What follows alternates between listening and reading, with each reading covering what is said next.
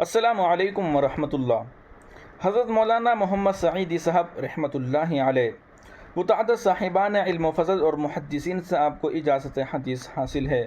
چنانچہ فقیہ الامت حضرت مولانا مفتی محمود حسن صاحب گنگوہی، فقیہ اسلام حضرت مولانا مفتی مظفر حسین صاحب، شیخ الحدیث حضرت مولانا محمد یونس صاحب جونپوری، محترم مولانا سید محمد عاقل صاحب اور جناب مولانا سید محمد سلمان صاحب سہارنپوری کے علاوہ مرزا مظہر جان جانا کے خانوادہ کے مشہور و معروف بزرگ مولانا محمد زید فاروقی دہلوی سے بھی اجازت حدیث حاصل ہے۔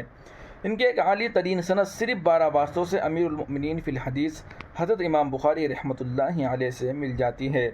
پہل محی سنہ حضرت مولانا شاہ ابرار الحق صاحب نور اللہ مرقدہ سے بیعت ہوئے، پھر فقیہ اسلام حضرت اقدس مفتی مظفر حسین نور اللہ مرقدہ نے 1 شعبان سن 1415 ہجری کو اجازت و بیعت مرحمت فرمائی۔